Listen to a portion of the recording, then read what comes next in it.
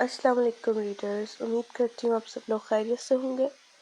तो आज बेकदरा नावल के एपिसोड 10 है। तो चलो स्टार्ट करते हैं हम अपनी एपिसोड। नावल लिख रहे हैं बेकदरा, राइटर मानिया खान यानी कि मैं। एपिसोड 10। सुबह उसकी आंख सिकंदर से पहले ही खुल गई थी। रात का सारा मंजर याद आते उसकी आंखों में आंसू आ गए थे। इस वक्त भी उसके वजूद पर सिकंदर की शर्ट मौजूद थी। उसे इसलिए नहीं रोना आ रहा था कि कल रात सिकंदर ने बिना उसकी सुने अपनी मनमानी की, बल्कि ये सोच उसकी आंखों में आंसू ले आई थी कि उस दिन की तरह आज भी सिकंदर वही अल्फाज दोहराएगा और फिर से उन अल्फाज से उसकी रूह जख्मी होगी। सोते हुए सिकंदर पर एक नज़र डालते, उसके जागने से पहले अपने कमरे में जाने का इरादा करते। वो आहिस्ता से खुद से कंफर्टर उतारती बेड से उतरने लगी थी कि तभी अचानक सिकंदर ने उसका हाथ थामा था। सिकंदर के अचानक यूं हाथ थामने पर उसकी चीख निकली थी। कहाँ जा रही हो? वो नींद की वजह से मुश्किल खुली आंखों से उसे देखते बोला।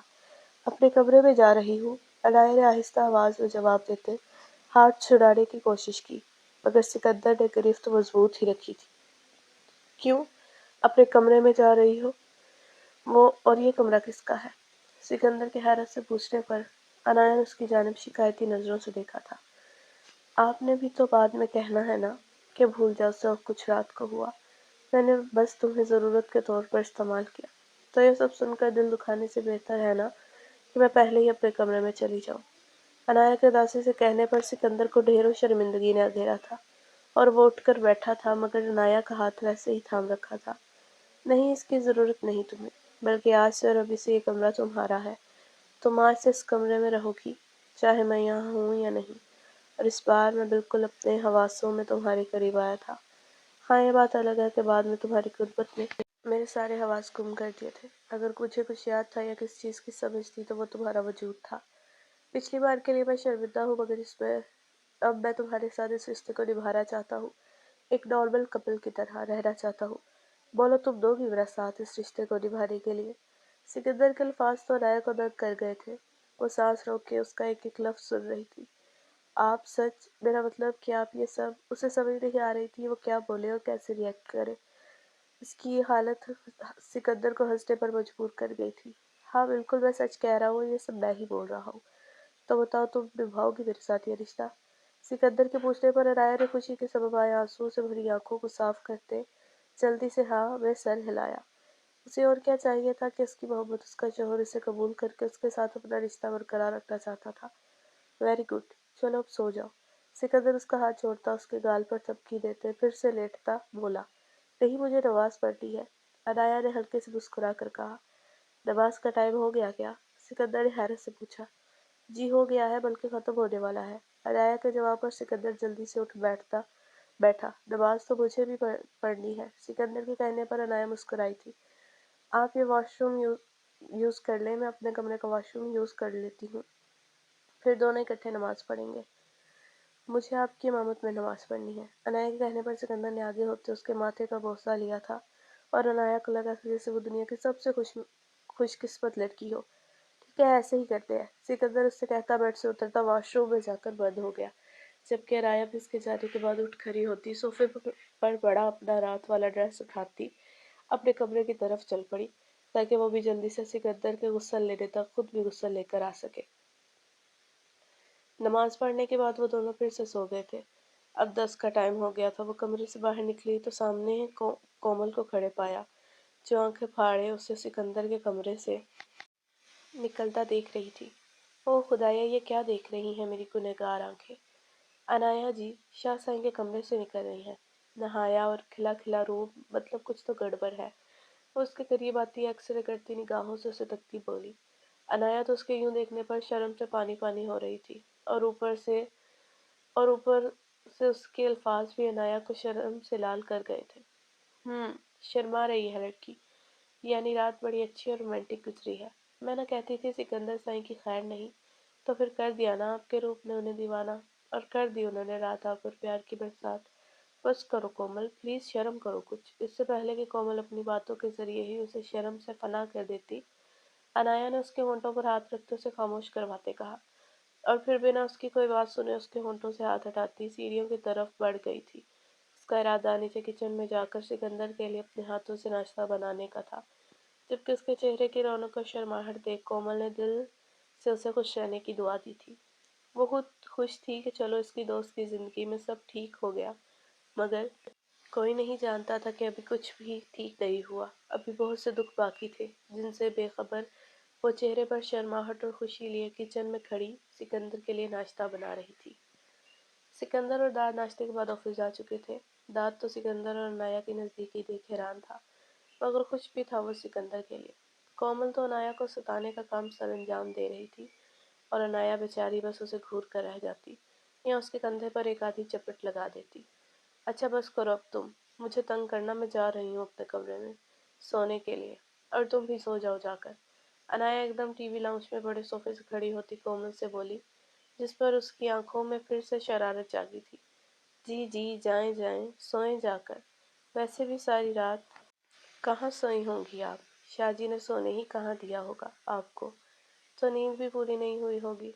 कोमल अनाया को फिर शरारत से छेड़ती बोली, मगर उसे जूती उतार कर अपनी जाने बढ़ता देख 1 मिनट से पहले वहां से गायब हुई थी, और पीछे अनाया महज उसके सताने पर मुस्कुराकर तासुब से सर हिला गई थी। रात का वक्त था, वो अपने कमरे में बैठी पढ़ रही थी कि तभी उसका फोन रिंग होने लगा। फोन स्क्रीन पर सिकंदर का नाम देखकर उसके चेहरे पर शर्मा मुस्कुराहट आई थी। दिल में अजीब सी हलचल हुई थी। बिना देर के उसने फौरन फोन उठाकर कान से लगाया था। अस्सलाम वालेकुम, कैसी हो और क्या कर रही हो? फोन उठाते ही अगली जानिब से सिकंदर के अल्फाज गूंजे थे, जिन पर उसकी मुस्कुराहट और गहरी हुई थी। वालेकुम अस्सलाम, मैं बिल्कुल ठीक हूँ और कुछ नहीं, बस पढ़ रही थी। आप कैसे हैं? अनाया ने तफसील से जवाब देते उसे उसका हाल पूछा। मैं भी ठीक हूँ, बस तुम्हें एक बात कहनी थी। जी जी कहें, क्या कहना है आपने? अनाया ने सिकंदर के कहने पर जल्दी से पूछा। दरअसल तुम्हें ये कहना था मैंने कि तुम कल से यूनी नहीं जाओगी, घर बैठकर पढ़ोगी और फिर पेपर दे देना। सिकंदर की बात पर अनाया को समझ ना आया कि वो क्या बोले। मगर क्यों साईं, मेरी स्टडीज का हर्ज होगा।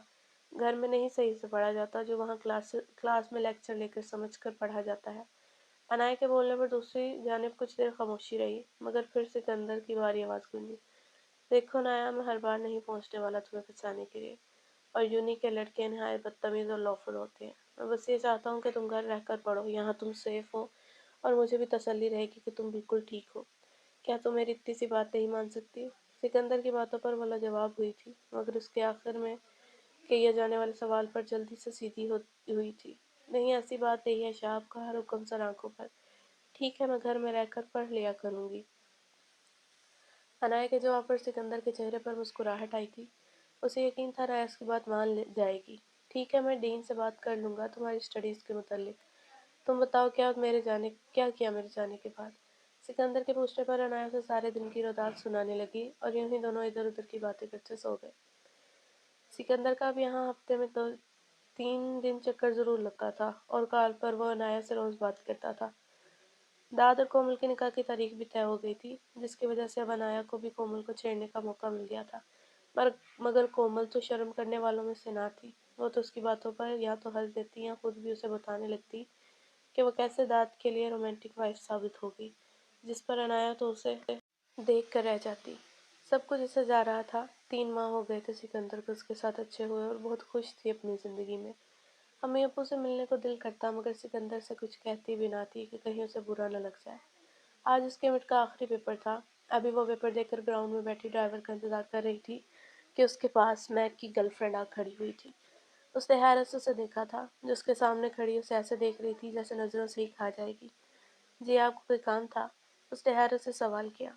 काम तो नहीं, मगर इतना बताने आई हूँ कि तुम्हारे हस्बैंड ने मैक को यूनी से निकलवा कर उसका सारा करियर बर्बाद कर दिया, और ये बिल्कुल ठीक नहीं हुआ। उसने मुझे छोड़कर अच्छे मुस्तकबिल के लिए किसी और अमीर लड़की से शादी कर ली, मगर अब इस सब की जिम्मेदार तुम हो, और तुम इसकी कीमत चुकाओगी। देखना, मुझे जिस दिन मौका मिला मैं तुमसे अपनी नाकाम मोहब्बत का बदला लूंगी। अनायत उसकी बातों और धमकियों पर हैरत का मुजस्मा बनी उसे देख रही थी, जबकि वो उसे वार्न करती वहां से जा चुकी थी। उस लड़की को वहां से जाते ही अनाया भी फोन की कॉल की आवाज पर हैरत की दुनिया से वापस आती उठ खड़ी हुई और बाहर गेट की जाने बढ़ गई। کیونکہ ڈرائیور آ چکا تھا۔ ویسے بھی اس نے اس لڑکی کی دھمکیوں کو سیریس نہیں لیا تھا۔ ہاں، اسے حیرت ضرور ہوئی تھی کہ اس کو دھوکہ اس کے بوائے فرینڈ نے دیا اور بدلہ وہ اس سے لینا چاہتی تھی۔ خیر جو بھی تھا، اسے ڈر نہیں لگا تھا اس کی دھمکیوں سے، اور نہ ہی اس کا ارادہ اس کے بارے میں سکندر کو بتانے کا تھا، کیونکہ اسے یہ سب گیدڑ دھمکیاں لگی تھی۔ اس لیے سکندر کو نہ بتانا ہی بہتر تھا۔ مگر کیا سچ میں نہ بتانا بہتر تھا یا بتانا؟ یہ تو آنے والا وقت ہی بتانے والا تھا۔ سو گائز، یہ تھی ایپیسوڈ 10۔ امید کرتے ہیں آپ سب لوگوں کو اچھی لگی ہوگی۔ اچھی لگی تو کمنٹ میں بتائیے گا بھی ضرور، لائک بھی کیجیے گا، اور چینل اگر سبسکرائب نہیں کیا تو کر لیجیے تاکہ نیو آنے والی ویڈیوز آپ کو ملتی رہیں۔ تو اسٹے بلیسڈ۔ اللہ حافظ۔